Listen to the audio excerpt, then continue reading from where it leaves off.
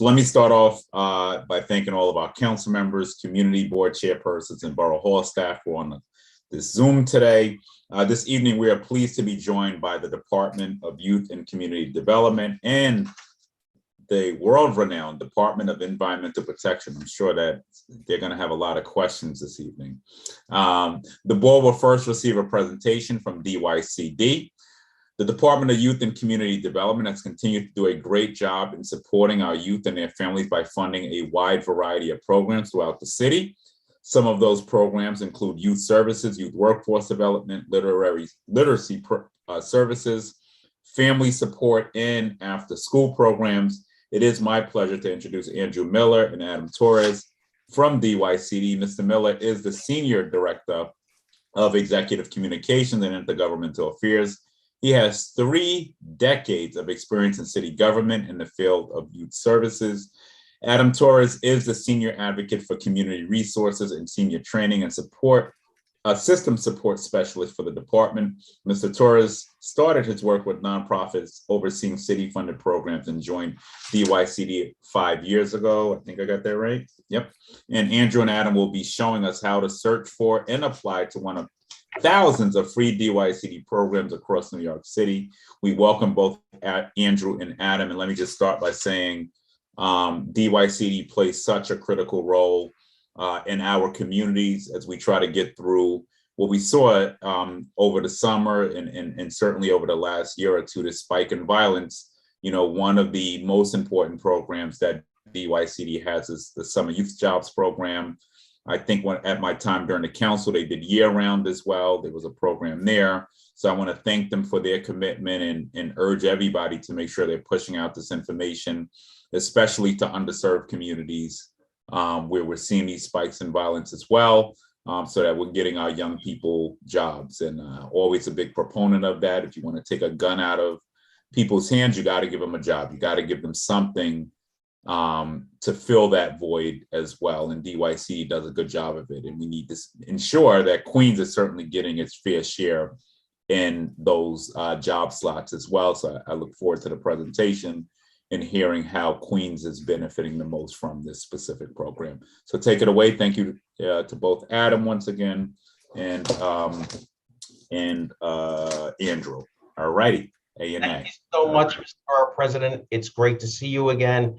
I want to thank you and I want to thank your team for setting up tonight's meeting. I met with many of the community board members during our budget, the community board budget consultation meeting over the summer, and we spoke about the Discover DYCD, and it was really met with such great enthusiasm. And Mr. Borough President, we'd be very happy to know that we served a record number of SYP participants this summer, close to 75,000. So let's hope in the coming years, we can build on that success. So, you know, DYCD developed as a Discover DYCD. It's a digital platform that allows the public to find resources provided by DYCD funded programs, to actually apply for programs, track their applications, and reach out to DYCD for assistance by phone, email, or using our digital assistant. And it's actually being used by parents, schools, councils, and even just recently, Adam and I worked with the NYPD, where every single beat officer has it on their phone. So we're very proud of that. So now I'm delighted, I'm joined by my colleague, Adam Torres, who will now demonstrate the Discover DYCD and really show how you could better serve the communities you represent. Adam? Yeah, thanks, Andrew. And thanks everyone for having us. I'm right across the Whitestone, so being able to support our brothers and sisters in Queens is, you know, always something that I'm welcome to. So Discover DYCD, I'm going to share my screen now. And you know, I know we're a little pressed for time, so I'm just going to get to the gist. I'm a parent. I assume many of you might be as well. And maybe you have a kid and you want to try to find a program for them, or maybe you're an adult and you're trying to find something for yourself. It's easy to get lost in the labyrinth of services that are available now. But DYCD has created a digital platform, just like Andrew said, that lets you quickly search for specific things that matter to you, people that you take care of, the people in your community. And I'm going to show you how to do that now. But first, how do you get there? A quick Google search, Discover DYCD. That'll take you right to the homepage. The URL is a bit longer, but I do want to encourage everyone, just type it, Discover DYCD, so you could discover what DYCD has to offer. Now, on the side of our screen, you'll see that there's a number of options that you can select, and these represent in the most concise ways the thousands of no-cost programs available to members of our communities. Before we even look at anything like after school or housing support or immigrant services, I want to point out that you can translate this application process at any time. And if there's any borough that's known for its diversity and for its wealth of various languages that are spoken, it's Queens. Right up here on the very top of your screen, you got the translate button. You press that. Over 100 languages at any time. So any step of the application process that you're on, whether you're just looking at an application or just interested in a program or trying to learn more about a consent to get your child or yourself in one of our services, you'll be able to translate it. That's always on the top of your screen. You can click it at any point. If you need some help trying to find a program, don't worry, we're not going to leave you lost in the sauce. The very top of our page has a contact us button. There's 2 phone numbers, user guides, or you could just message someone directly to get support and they'll email you back, or you can request a phone call. We have dedicated folks with our Community Connect program here, dedicated just to taking phone calls and supporting our communities. Now, I want to reference that Discover DYCD works a lot like many of our popular sites, shopping sites that many of us frequent. You look for something, you add it to your cart, and then you check out. And that's very similar to how Discover DYCD works. To start, you can just sign in using the sign in button on the top, and it'll give you a number of really quick options to sign in so that we could save your information. If you're a city employee, like some of us, you'd be able to do that. If you have an iPhone, you can use the Apple login. If you have an Android phone, like a Galaxy or an LG, you can quickly click that and it'll log you in instantly, and you'll be able to save things like search history, your applicants that you're applying for, and more. I'm going to show you how fast it is. I'm logged in. It's as if I was using my Android phone, right? I click Google. It pulls up a little screen, logs me in, and immediately my information is on the top. And it's going to jump even faster and just take you straight to the search. Because if you're like me, you just want to find somewhere for your child or find somewhere for yourself. And again, thousands of free programs available. So what would be one of the fastest ways to do this? Well, I could search by an activity. Let's say I type in soccer. It'll give me an example. I could search by a service type. Maybe I'm looking for housing supports for myself or for a loved one. Again, all of these, no cost, provided by the Department of Youth and Community Development, along with our number of partners and funding streams. I can just check off the variety of services that I'm interested in. Maybe I'm looking for jobs and internships. I can check that. For the sake of brevity and for the simplest results, let's just look for an after school. Let's look for somewhere that my kid, in this example, can go to from 2:30 to 6. We have a category called after school programs. When you click that, it highlights, and I can click search, but I want to show you how you in Queens can specify exactly where you want to find these programs. Maybe you want to find somewhere close to where you work. Maybe you want to find somewhere close to where you live. That's easy. On the bottom, I would get rid of this little checkbox. I save it because I do a lot of trainings. You can enter your exact zip code to where you live or where you work. You can put how far you'd like to put it. And you could even search by borough or neighborhood. So let's just do a big search strictly of Queens. I'm going to click search borough. And my drop down immediately gives me several options. Bronx, Boogie Down, born and raised. That's where I'm from. Brooklyn, Manhattan, Queens, and Staten Island. I'm going to select Queens. This is what I'm looking for. These are the communities we want to support. I click the search button. It gives me a whole bunch of results, and it tells me these addresses. But I want something even easier for me to understand. And so we show you your results as a list or as a map. So if I click map, it'll give me everything in Queens. This is a lot.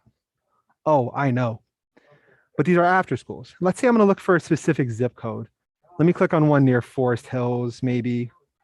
What is this, 11418? If I want to narrow down my results to a specific zip code, especially in Queens, I could do 11418.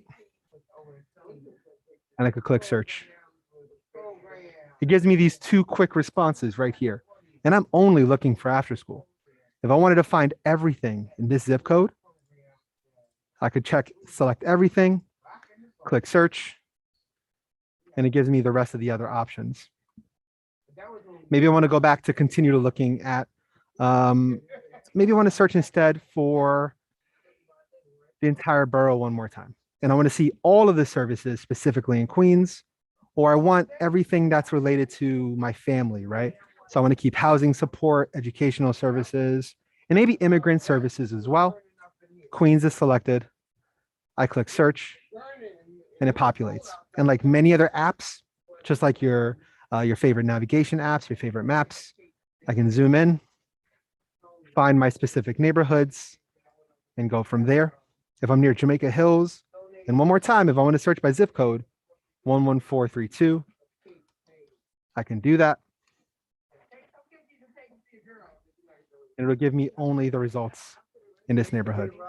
Discover DYCD is designed to give you a lot of options, but knowing how vast the borough of Queens is and how many different languages and how many different, how long your train lines are out there, maybe you just want to narrow it down by borough or by zip code, by neighborhood, and Discover DYCD lets you do all of that.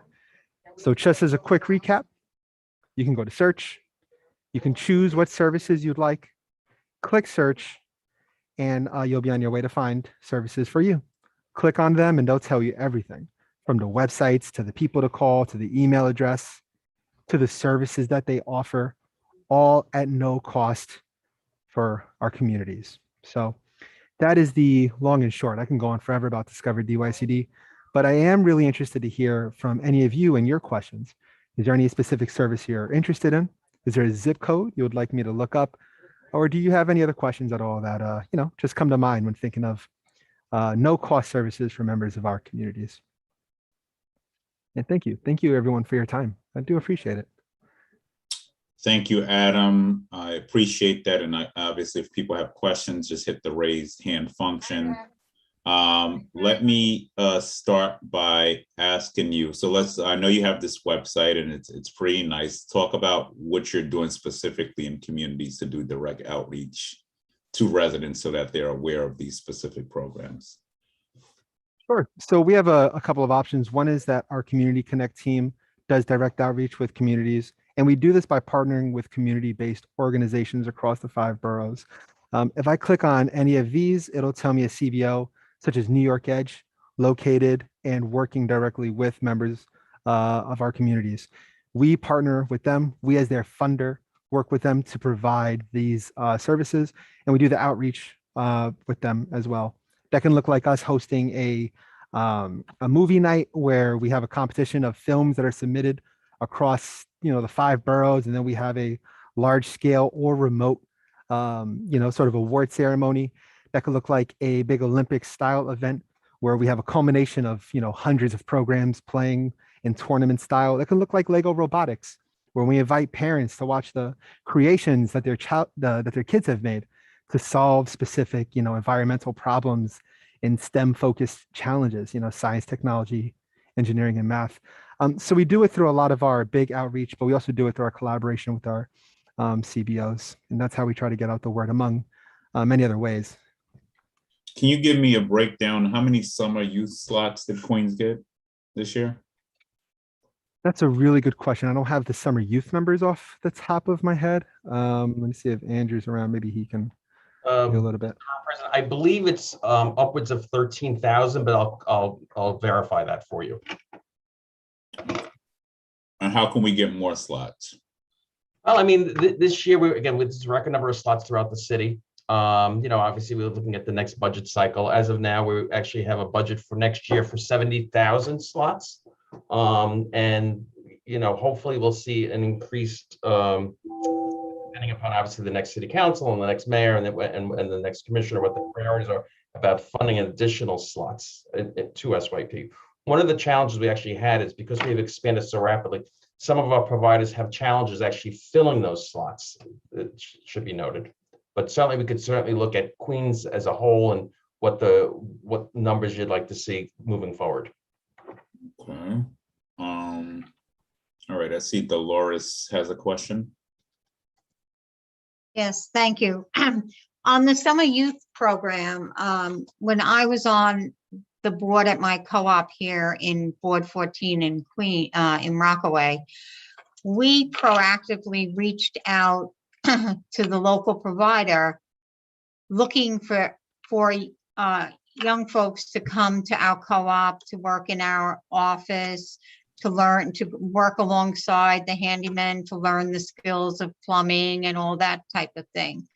And I just wonder, how do we do a better job of engaging so many of the local businesses, and especially with this high-rise buildings, where there's an opportunity for folks to learn, especially for non-college bound students. How do we learn that skill? I find it challenging to get them to, I apologize, to proactively look at the local businesses. How do they go about finding businesses that are interested in hiring children, our young people? That's actually a great question. We are always looking to provide as many job opportunities in the private sector as possible to give young people jobs in areas that interest them. I'd be delighted to work with you and the community board in the time ahead to work with our SYEP partners, because they're always looking for workplaces. I know that many of the community boards and elected officials actually had SYEP participants in their offices working. But again, there's other careers as well. So I'd be delighted to partner with the community boards and to build bridges between you and the SYEP providers to get more jobs as Okay, I look forward to that. I think it's. And we do have a portal. It's not open now because we're not, but as we get closer to SYEP, we actually have a workplace application where that you apply to become a workplace, and then the provider and DYCD will actually go to the space, make sure it's safe, and it's someplace that would give a good, safe and varied job opportunity for young people. So again, I could work with all of the boards on this. Yes, but I think the challenge is many of the local businesses are not aware that they have the opportunity to engage these young folks in learning different trades. So how do we get, that's my concern. Sure.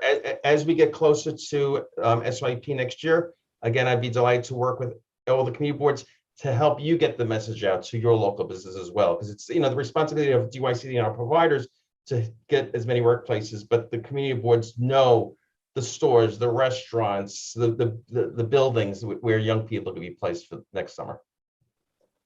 And the elected officials as well. So could the providers provide to the community board the businesses that they've engaged within the community board, so we can take a look at it and see where there might be missed opportunity?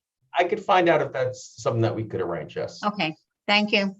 You're welcome. Thank you, Dolores. And just talk about, so we've had spikes in certain corners of the borough in gun violence. How does DYCD coordinate with NYPD? I mean, how do you, from a strategic standpoint, target these communities to make sure that there are more opportunities? Yeah, well, we're very proud of the work that we've done with the NYPD. I mentioned already that they're partners with Discover DYC, but also more importantly, specifically with SYEP, we actually have, as you know, the Main Strategic Plan to address gun violence. There's certain NYCHA developments that we work in where we give young people that reside in public housing a priority to get an SYEP slot and give them that. We also just launched this past summer Saturday Night Lights, which is where we work with local beacons and we offer Saturday night basketball programming at 100 locations throughout the city. Right, great. All righty, any other questions? Am I missing anyone else? All righty. All right, we look forward to working with you. Please use our community boards as a resource. We're here to make sure we get that word out, which benefits all of our young people. So I want to thank you for attending and look forward to the work ahead. Thank you, Mr. President. Thank you. Thank you, everybody. Thank you. All righty. For our second presentation today, we are joined by Mario Bruno, the Assistant Commissioner for Intergovernmental Affairs at the Department of Environmental Protection. New York City DEP is responsible for maintaining the city's water supply, providing more than 1.1 billion US gallons of water each day to more than 9 million residents in the city. Mr. Bruno, who previously worked with DYCD, I didn't know that, Mario, has now been with DEP for 8 years. Mario manages agency relationships and community outreach with the members of the New York State Legislature, New York City Council, community boards, and civic groups, and more. Our office has reached out to the board asking you to all provide us with any questions or concerns you may have for DEP, and Mario has received all of your questions and will now provide us with updates for all of your concerns. So I want to thank Mario for joining us, Mr. Bruno for joining us this evening. I want to say it's been a joy to work with you over the course of the last, I feel like it's been like 18 years now, and you've always been responsive. We got a lot of work to do in Queens. I'm very hopeful with this infrastructure bill coming out of DC that Queens could see more relief. So there's a lot of work to be done. Thinking about Sandy, thinking about Ida, climate change, climate justice. We really need to have a good working relationship with DEP, and we look forward to seeing a lot of capital projects enacted over the course of our tenure and beyond. So with that being said, thank you, Mario, for joining us, and we look forward to your presentation now. Thank you, Borough President, and it's been a pleasure to work with you all these years. I did have the pleasure of working with at DYCD and then DOT before that, so I think it's my 34th year with the city, believe it or not. But I'll be happy to answer any of your questions. All right, so you don't have a presentation, we're just jumping right into questions. All right, don't all be shy, because I know many of our community boards have questions. And we're not looking for rhetoric, Mario. I want to know how we're resolving all of these issues coming out of this storm. What capital projects are we thinking about, from Fresh Meadows to Forest Hills, to all of the communities that were from Elmhurst. And I do want to thank you, because I was out at Elmhurst in the last nor'easter, and I was really amazed at the speed DEP moved to really move these capital projects. I'm very proud to see some work, but we know there's a lot of work that has to be done. So I will open the floor up, because I know our community boards have a lot of questions.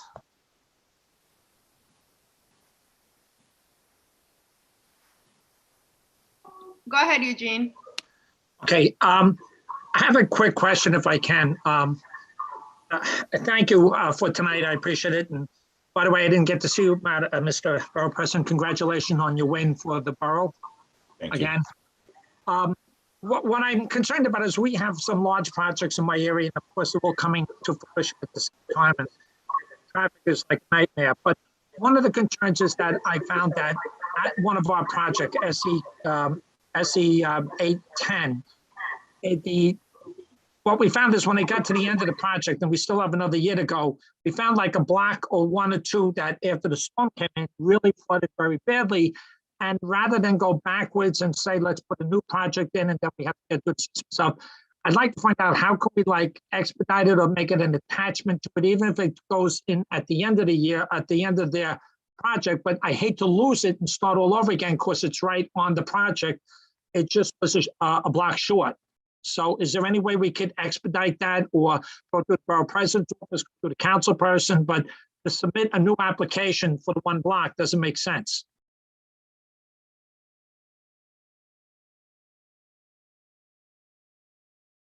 Did we lose you, Mario? Hello? Oh, Mario, you're on mute. Sorry about that. So Gene, you're talking about a DDC project, correct? Yes, it's a sewer and water in our project. It's been going on for a year and a half now. I think they said there's one more year to it. But when Ida hit, one of my blocks, which is at the tail end of this project, got terribly flooded. And in all my years that I lived down there, I've never seen it that bad. So when I was talking to one of the people, they were saying it's too bad we can't make an attachment at the end of this, and rather than create a whole new project. And that's what I was more concerned about, how we can do that to get it into the project now, rather than say that it's going to be another 10 years before we get to that piece again. Well, that's that. In contracting terms, that would be called like a change order. Okay. And it would really depend on whether or not, I mean, I don't think the funding is so much a question as a question is DDC and their contractor ready to handle a change order depending on how big it is. The other question is elevations. That could be at an end of the sewer. The reason that that block may not be Part of that is that the block sits too low to drain into the system that they're building, and it may drain the other direction. So those are really the two things that they would have to look at. But if you want to send me the segment, the specific segment, we'll definitely have our capital people look at it and then talk to DDC. Yeah, that would be great, even if we have to do a fast on site. Again, I understand what you said. From what I understand, there was 3 or 4 catch basins in it. One was bad, and that's why it was recommended that we might be able to just lock in to the end of the existing one where that project ends. So if that's the case and we can do that, and I understand what you said about elevations and stuff, we'll have no problem. As I said, I have the resident engineer. I told him we would send a letter to DEP and try to get the endorsement to move on this. Because they're still going to be with me for a year. I'll have another whole year of traffic problems in my district, but I'd rather not see them go if I can keep the contractor, because she's been doing very well and very receptive to the board when we have problems. So I don't want to take any more of your time, Mario. I will send you the info you need, and I'll be more than glad to meet on site, whatever it is, to discuss it and how we could make it work if we can. Thanks, Gene. Thank you. And we can support you on that. And I know it's a challenge once the scope of the work is already sort of approved, but I've seen DDC, work miracles in a few projects as well. So we can follow up. Yeah. Thank you. No problem. All right, I'll go to Betty, then Alexa. Thank you, and I'd add my congratulations, Mr. Borough President, on your reelection. Thank you.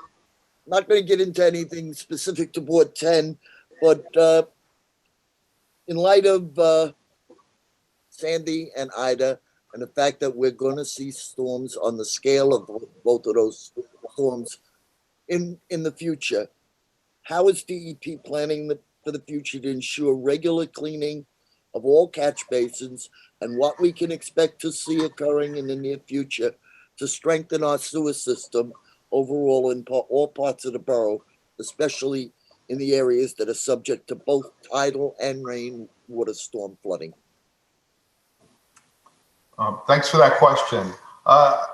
Generally speaking, tidal flooding, it depends on where it is and what has happened. A lot of that's under the Mayor's Office of Resiliency, like storm barriers. If tidal flooding is happening because you have a separate storm sewer and the water is backing into one of our outfalls, that's definitely something we can look at either individually or as part of a project, because in some cases we can put a tide gate or what they call a duckbill, which is sort of like a one-way valve. Either a duckbill will likely go into the nearest manhole that connects to the outfall. But in terms of Ida, just to go back to Ida, that was an example of where we had over 3 inches of rain per hour, and our older sewers take about 1 inch per hour. Our newest sewers take about 1.75 inches per hour. So I think the city is still working on an overall strategy to deal with that, and how that might lead to changes in the standards for our sewer system. One good piece of news, something that's coming out soon, is the unified stormwater rule.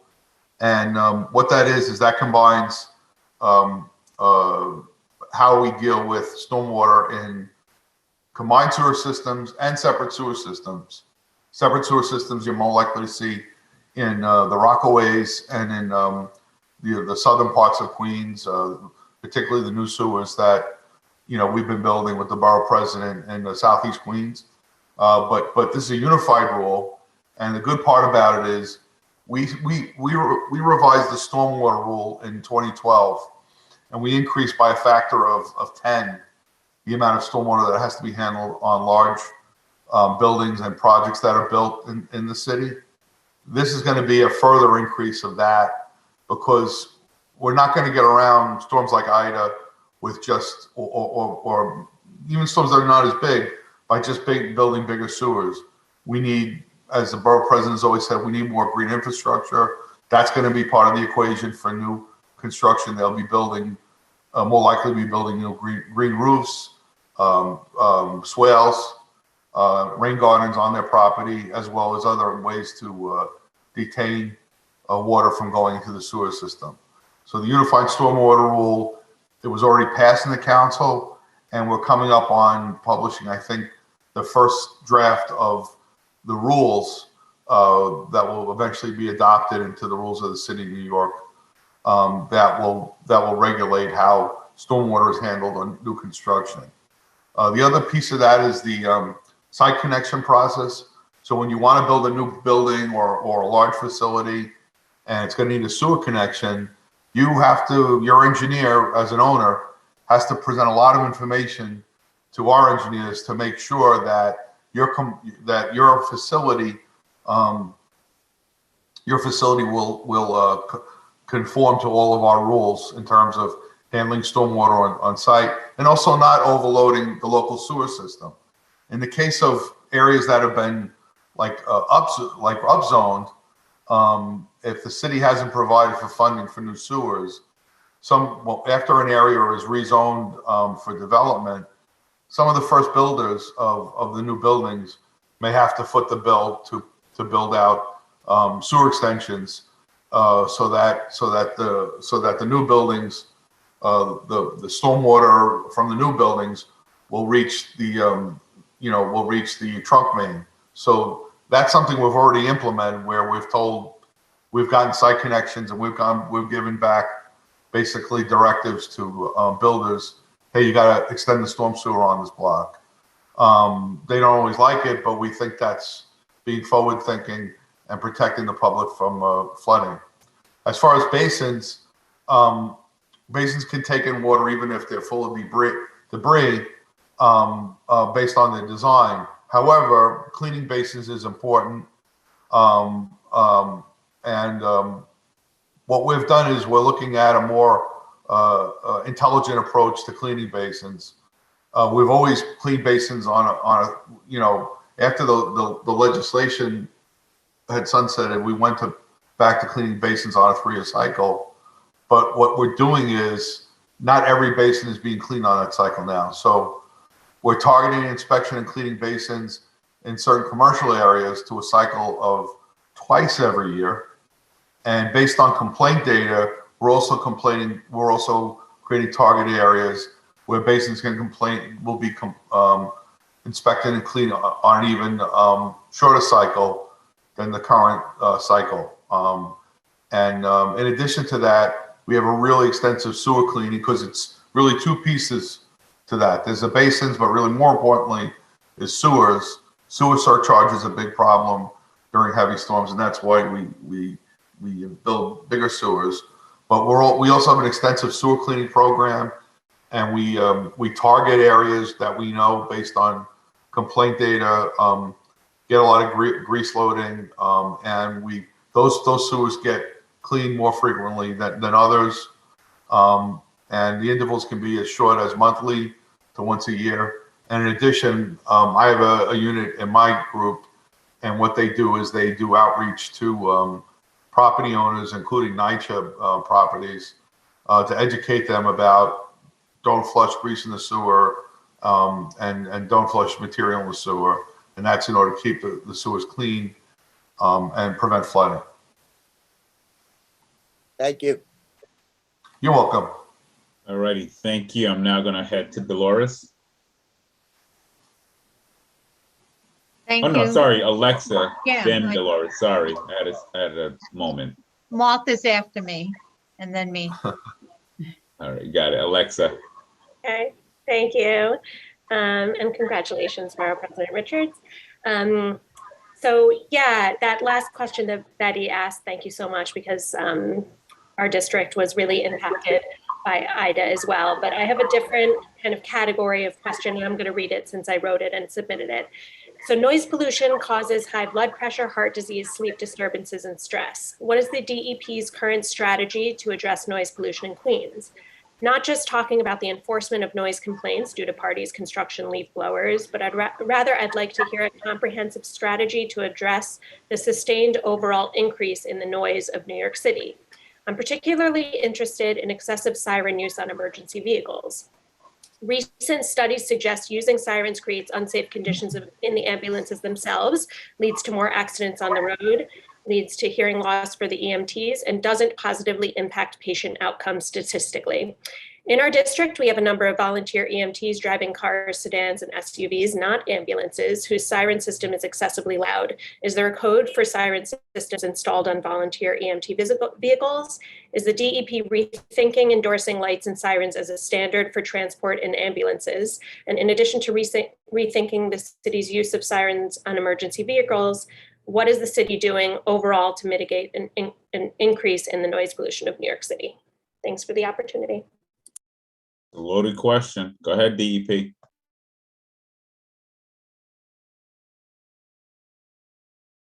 Unmute yourself, Mario. I think you're still muted. Did we lose him? I'm There you here. go. Thank you. About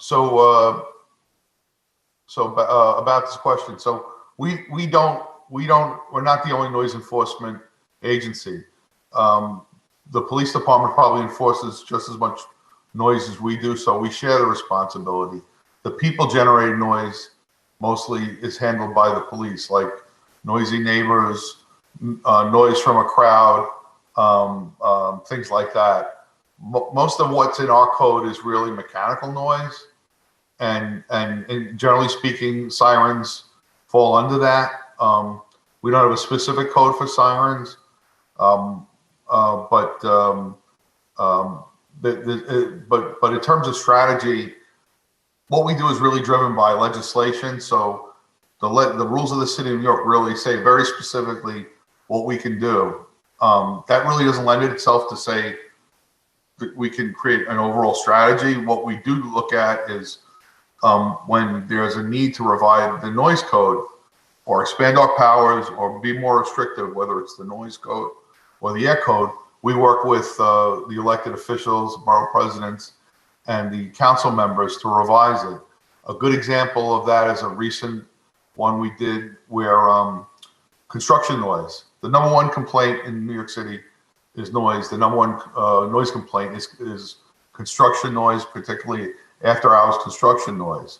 But the code used to say, the rules used to say that for construction noise, or even after hours, we needed to make an appointment with the complainant, get into their apartment, and take noise readings with and without the noise. So we spoke to council members, both on the committee that the borough president used to chair, and other council members. And what we did was we changed the noise code. And now the noise code says that we can take the reading. Once you make a complaint, all we need to do is stand in front of your apartment to take the reading to see if the construction going on nearby has violated that. So in terms of sirens, if you have specific things in mind, we can look at that. I'm not sure if it'll end up in our code or if it has to be in because lights and sirens for transport and ambulances, I guess in police cars, I'm not sure if that would necessarily fall under our noise code or NYPD's code or other codes or even state law, but we can definitely look at talk about goals together and then see where would that have to be addressed? Would it be in the city noise code? Would it be somewhere else? We have that's something that our legal team's used to doing. So it's definitely something we can look at. Thank you. Dolores. Thank you, Borough President. So Rockaway, not talking about the ocean side, but the bay side, and on our budget we've had for a couple of decades, I guess, bulk heading requirements for Bay 32nd Street, Norton Drive, and then we probably all remember that sanitation truck trying to plow snow as it floated away on Beach 84th Street between Beach Channel Drive and Jamaica Bay. So what is DEP doing to help us secure the bulkheading on the bay side? That's not on the DEP. I believe bulkheads are on the DOT. And in terms of like seawalls, that's probably a joint responsibility between the mayor's office of sustainability and I think DOT and DDC. I mean, we're doing projects that that are protecting areas from the seawall, like the East Coast Resiliency Project, the East Side Coastal Resiliency Project in Manhattan, and there's another one going on in Red Hook in Brooklyn, but that doesn't really fall into DEP. So 84th Street. Well, I can give you an update on 84th. Yeah, I can give you an update on 84th. So we got DOT. It was $1 million gap in the budget to fix that issue. So I anticipate some movement on 84th Street sooner than later. They're gonna have to raise the street, but we figured that out with Nicole already. So we have an agreement with them on that. The other areas of concern are obviously Thursby Avenue Phase 2, where there's a lot of flooding still in Auburn. And then obviously there's still a lot of money that was left over from the boardwalk dollars that weren't spent. And, we're still working with the mayor, but there's sort of a holdup between the coordination between Army Corps and the city, because obviously Army Corps is going to come in and do a larger project. But we still want to see that money spent, along the bay, from east to west. So 84th is good. That's resolved. I look forward to the hammers in the ground. And then we still got a long way to go with the Army Corps on the rest. The bulkheads are DOT, so maybe next month, Khalil, we could have DOT come on, give us updates on Queens, and let them give an update on all the bulkheads as well. Sounds good. All right, thanks, Khalil. Yeah, I think I'm next. Are we including the are we including on 84th Street storm and sanitary sewers? Yep. I think that's all going to be resolved. There was a shortfall on the DOT side, so we figured that out this last budget. So that's resolved now. So we should have Nicole come on and give us an update next month on where we're at. Thank you. All right, no problem. All righty, we're going to go to now Martha. Yes. Followed by Martha, Reverend Thorbs. Okay, can you hear me? First of all. Yes, we can. Okay, first of all, Mr. Bruno, Mario, for over 10 years, there is an intersection at Kingston Place and Highland Avenue in Jamaica Estates that has been flooded to the point every time it rains that you can actually swim there. In the winter, it is terribly hazardous. It's not just an ice skating rink, but people can really get very, very hurt there. So I am told by DEP a number of times, because I bring it up all the time, that there's a study. I'm finished with studies. We can't have any more studies. Just please fix it. We can't have that problem anymore. It's very dangerous. And studies we never hear the end of studies. So we don't want to hear about any more studies. Number two, speaking about cleaning catch basins, a couple of weeks ago, I saw on Notify New York City, and Borough President, you may have heard me discuss this at my civic association. There was an encouragement for citizens, residents, homeowners to go clean their own catch basins.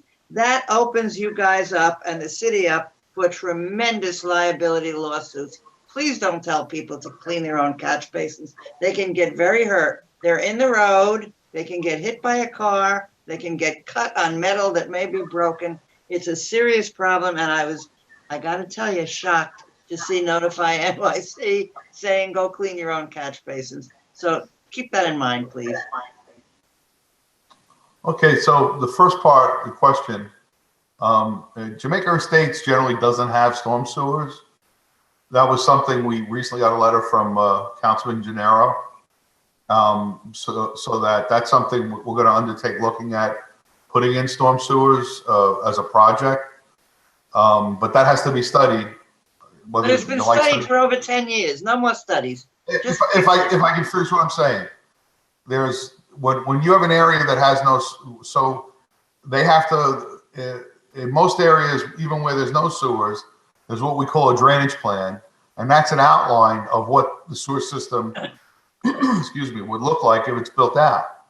But even if we wanted to undertake a project, the law requires us to update the drainage plan, and we probably, unless we've done that recently, we would probably want to do that first, so that we know when we're building sewers, they meet with modern standards. So I know you don't like studies, but that's the law would require it for the But whole you're not area. studying. You're not concluding any studies. I've been hearing this No. business about storm No, sewers and no, no well, storm it's- sewers and all that for too many years, and nothing ever gets done, and it's serious So and it's dangerous.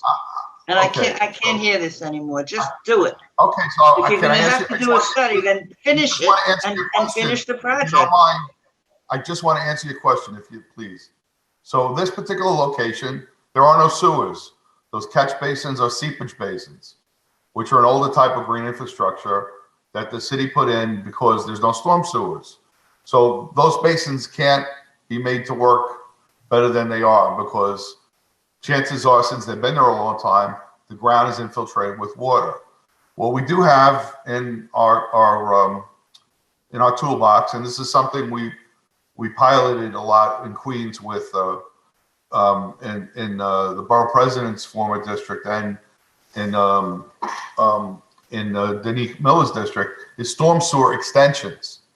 And we had a lot of success extending a storm sewer into an area, and then you repurposing the seepage basins as regular catch basins. And we also did this in Councilman Holden's district. So what we've already done is we've asked our collections system investigation unit to they have to do some engineering, but we want to see if the elevations and the nearby capacity allow us to extend the storm sewer to this area, so that we can reuse those catch basins, seepage basins as catch basins, and then provide some relief. And then in the big area, yeah, we got to look at the drainage plan and see whether or not we have to do a consultant engineering project to update it. But this area, we're definitely going to look at in the next few months, looking at seeing if we can extend the storm sewer to that area. So I hope that's good news for you. Well, I'm hoping that in the next few months, you will have an answer for us, because we've never had an answer. And we've heard, we know we don't have storm sewers. We've heard that for a lot of years, but we still don't have them. So yes, I'm very hopeful that in the next few months, as everyone here has heard, we will have some kind of a resolution on this thing. So thank you. All Sure. right, Mary, you heard it. Get us some storm sewers there, right? All right, no rhetoric, we want results. All right. Thank you. Absolutely. All righty, Reverend Thorpe, followed by Vinny. Reverend Princess Thorpe. I don't want her yelling at me today, not saying her name. So Reverend Princess Thorpe. And she's in San Francisco, it looks like, by the way. Go ahead, unmute, Reverend Thorpe, unmute. Okay. Thank you, everyone, and congratulations, Borough President Richards. Thank you, On your Reverend way. Thorpe, but I need you to put the Queensboro Bridge behind you next time, all right? Okay, I'll work on that. Sorry, I'm biased. I love you, but I'm biased. I need Kat and someone with some techiness to give me a hand. Right, we gonna work on that. I Right. I have a handicap. No problem. Go ahead. Mario. For Community Board 12, we have flooding on Brinkerhoff. Nothing that I've ever seen when the storm Ida hit. The water was at least, again, waist deep, and you can swim from end to end. York College is still pumping out water. 183rd Street, we had loss of life. The 40 project still has water coming up through the manhole covers. And even during Ida, again, Allen Senior Houses had water standing from the basements up to the first floors, destroying apartments and things of that nature. What is on the books for us? What is the remedy? Well, I didn't get this question beforehand, so I don't have your capital, whatever the capital plan is for your district. I mean, overall, what we're hoping, as the borough president said, with the passage of the infrastructure bill, that we can, we have, as you know, we have a 10-year, like a 4-year and a 10-year plan. So we're hoping that we can advance existing projects to deal with flooding, so that they're bringing relief sooner. And that's what we're hoping with the capital, with the capital money from this bill, is that we'll see some help from that. So off the top of your head, being that you knew you were coming to this meeting with the Queensborough president, these community. I was given the questions ahead of time. But what I was told is, still had 14 boards, you knew you're gonna be sitting in front. There would be no way that I could just off the top of my head run down the capital program in every community board. Okay. And I wasn't given any other questions like that. Otherwise, I would have had somebody from the capital plan on here. All the questions I was given were really related to maintenance issues and things like that, and policy issues I took time to put the questions together. But if you send me your questions, I'll be happy to get you an answer, as always. Okay, Mr. Bruno. I think I remember you from DOT. Thank you. And Mario, so in light of the $2 billion for Southeast Queens, we would appreciate follow-up on any projects, Brinkerhoff, which we did do some. I believe we did complete one project there, but there needs to be an update on that. And I want to circle back to catch basins for a second, because we, and this is something I think all the boards, we should be asking our council members to do. Jamani Williams and I, when I came in, passed some legislation which required DEP to report on the cleaning of catch basins across the city. So it mandated them to basically do it not on a 4-year cycle, I think, Mario, but a yearly cycle. And that bill sunset. So we need to ensure that that's happening and that they're reporting to us on the updates on catch basins being cleaned out on a yearly cycle rather than the 3 or 4 year cycle that they used to. But if you can get back to us with any capital projects that are slated for Brinkerhoff in those areas. And, I know the Scarboroughs are not on, but if they're listening and they're going to want me to talk about groundwater, and we need to address that issue too. So if you can get back with any capital projects for Brinkerhoff. Maybe with this money, we can go back and look at some of the things that we were talking about. Right. To specifically address groundwater. Yep. I'm excited about this federal bill. We should all be excited about it in Queens. Definitely. Right. Just in general about catch basins, we have a target that were given by the mayor's office, and that's to resolve dirty catch basins within 9 days. So that's our target. And in FY20, our resolution time was 7.8 days, and in FY21 it went down to, so far it's gone down to like half of that, 3.5 days. So the operations bureau is always looking to do better, and if we need to pass new bills, like you said, Borough President, we're certainly willing to work with you on that. Thank you. All right, Vinny, followed by Vinny. I see Betty has her hand raised. Vinny, unmute yourself. Yes, I'm here. Thank you.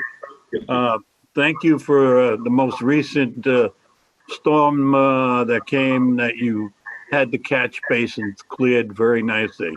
I want to go back to that 3-inch an hour storm we had where the Cooper Avenue underpass between 75 and 79 Street had 11 feet of water in it for a couple of days. It had nothing to do with the catch basins or the capability of your equipment. It was caused by a power failure on the north side in Middle Village that the pumps were attached to. Is there any way we could get a secondary feed across the bridge from the south side as an alternate feed or a standby generator station so that does not happen again? We've actually done a lot of pumps. We've actually been working since Sandy. We've been working on improving the resiliency of pump stations. The wastewater treatment bureau had told me in this case, and I wasn't aware of the power failure, but in this case, the pump station was overwhelmed because it has the same. Really. Not really. It was because of the power failure in Middle Village. Okay, That shut the pumps down. But the pump station in general would have been overwhelmed because it doesn't have more capacity. It can't pump at a bigger capacity than the capacity the sewers can handle. So we saw a lot of pump stations overwhelmed even though they were running. This pump station, we also had a problem was the water came up so fast that it hit an electrical panel.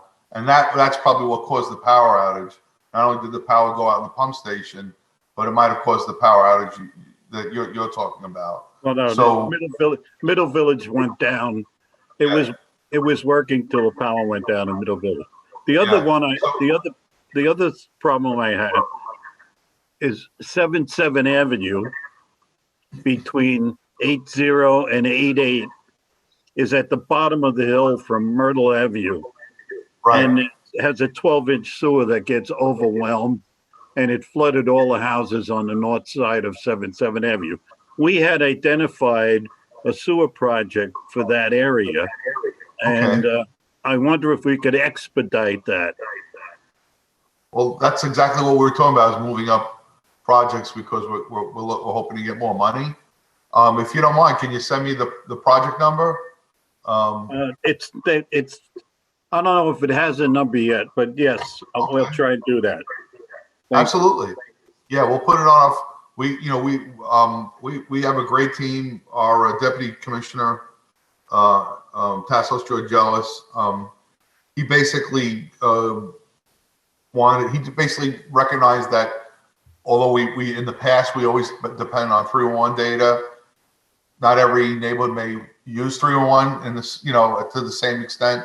So it was more important to take complaints from the community boards and the elected officials and really look hard when they say this is a problem area, even if the 301 data doesn't necessarily indicate that. And because of that, we, people like me who are in public affairs, it's easier for me to elevate something and put it on a list to where we either resolve it because it was a maintenance issue like a clog, or it's something like you said where the capacity is not there, it's at the bottom of the hill, and we need a new sewer. So if you give me that location, if there's no project, we'll try and put it in. We'll put it on the wheel for a future project. Thank you. Thank you. Thank you. Thank you. All righty, I'm going to, hold on one second. Just want to make sure I'm getting the order right. Hold on a second. All right, I think I'm going back to you. Oh no, Vinny, you went. Okay, so I'm gonna go to Maury. And congratulations, Maury, on being appointed chair. Thank you, Borough President. Thank you very much. I appreciate it. So be patient with me for a second, I hope. This is my first meeting and I already have something to say. We don't want you to be shy. No, try not to be. Thank you. I have a couple quick questions. One for CB2. The question I have is, we had folks from Queens College come in a while back ago about the New York City air survey. And I want to know if they're going to continue to get funding for that, because we found that especially helpful and disconcerting, mainly because we found out that CB2 has, on average, the worst air quality in this city. If you're talking about the community air survey, that actually falls under DOHMH. Ah, okay. Sorry. No, it's all right. So it's I learned when I came here. Okay. But the DOHMH has some really fine. Yeah, it's very useful. The other thing is in Long Island City, there's a sewer upgrade. It's, supposedly was going to be finished in 2018. I think it's like a $90 million upgrade project. Is there any status update on that? My environmental chair. Is it a project under construction or it's in late construction? So I was told that it was promised to be done in 2018 or promised to be started in 2018, and it's like a $90 million upgrade. I'm not actually sure what this. Yeah, if you can send me that the work area, like the scope. Okay. I'll definitely get you an answer this week. All right, great. Appreciate that. Thank you. All right, thank you. You did great on your first borough board. Thank you. Getting right at it. Give him his 90 million. Let's get this project done. And congratulations. Thank you, sir. Congratulations to you. All righty, we're going to go to Betty now. A quick question. We're back on catch basins. One of the issues that we have in Board 10, and we were lucky during Ida that the worst of the rain came at low tide. But in those areas of Board 10, and I'm sure it's a problem in Board 14, when you get tidal flooding at the same time as the heavy rain, that water, as it drains off, is all going into the sewer system and into the catch basins, the seepage basins. One of the issues is that all of the basins certainly need to be cleaned prior to hurricane season every year, because as we get more and more sunny day flooding, no matter what we have, whether it's tidal flooding or rainwater flooding, anything that's in the street is going down those basins. If it can fit through the slots, it's going through. And our basins are constantly clogged, especially after flooding like this week. We had king tides all week. You know, not massive flooding, but enough where streets are flooded, and as it drains off, any chunk of wood, anything is ending up down into the catch basins, and it needs to be better addressed on a much more regular basis. Thank you. Well, no, I appreciate that, but it goes hand in hand with how with how well that's also part of sanitation's job, is to keep trash off the streets, because we'll try and clean catch basins as much as we can, within the funding we get, but up to a certain point, it's also the responsibility of Department of Sanitation and homeowners too, property owners too. And we want to encourage people that, that this is a problem to I'm hoping that we do some kind of public, service campaign where, we tell people when, a storm is coming or flooding, something that's got a flood coming, is, be cognizant of what's in the street and try to do your part to clean it up. I mean, we have trouble spots that get clogged, get clogged easily. So we put that on our checklist to look at the week before we know storms are coming.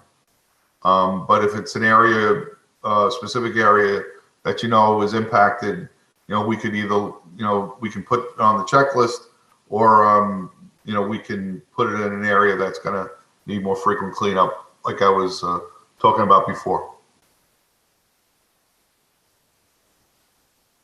Thank you. All right, thank you. And can you go through Snake Road? That has been something that's continuously come up, and I know Sylvina Brooks Powers is not on, but she's Councilmember Sylvina Brooks Powers has brought this up, and I know it's a combination of federal, state, and local on that road. Are you guys looking at any updates on that road to raise it because of the flooding? Well, raising the road would be DOT, but that's definitely something we would look at if DOT's ready to do that. So you can do it. Hold on, Borough President. I'm just looking something up here. Okay. And then while you do that, Fresh Meadows, and I know Jim Gennaro and I were out there a few weeks ago, just surveying, in the Nor'easter. They also had a capital project on the books as well. So I'm also interested in knowing, for those areas that flooded during Ida, how are we strategically looking at investment for those specific areas? And I will commend DEP because you got out there in Elmhurst, And, I was out during the nor'easter and really amazed at the progress you've made in such a short period of time there, to connect to the spine in that area. But we need to see that all over Queens. Borough President, we actually had a discussion with, I think we're supposed to have a meeting with DDC and DOT about Snake Road, because there is a project, a DOT project that we fund too, called HWQ 724B. That's the Brookfield Triangle project, right? Yeah, but it also covers part of that street. I knew. Okay, good. Yeah. So you need to let me know if the money is there to raise it. Yes. Because I remember it being an original plan and then it was sort of taken out. So I just want to make sure we're all on the same page. Okay. Yeah. You got it. So let's get a call going on that one, because that project is going to relatively start, I think, first quarter next year, right? I think so. I'll find out. First quarter next year. Okay, great. That's good news. And then on Fresh Meadows, Bart Sales as well, all these areas that got hit during Ida, what is DEP strategic? I know you're doing investigations, but what are you strategically looking to do to make sure these communities see relief? I'll put that on my list too. Okay. Yeah, I'm looking at all the areas that got hit hard. I need to know what DEP is doing to map projects for these areas. Okay. All righty. Any other questions? We got through all the questions. All right. Seeing none, I want to thank you, Mario, for attending and look forward to continuing to work with you. And I will say, give hats off to DEP on many projects that were halted for decades and moving those projects, but there's still a lot of work that needs to be done across the borough. And once again, I will keep talking about this federal infrastructure bill, because I believe once DEP gets the money, they should be spending like 90% of it in Queens. That's just my opinion as borough president. That's my personal feeling, that Queens should get a large sum of that money. I would think so. Absolutely. I don't want to think so. I want to know so. So I'm looking forward to that money. There's an old saying we have in Queens: Queens get the money. All right. I want to thank all our chairs for joining us this evening. Thank you all for your work. Look forward to continuing to work with you in this next term. And obviously DEP, DYCD, and all of our agencies, thank you for attending. Look forward to the work ahead as well. Thank you. Have a great evening.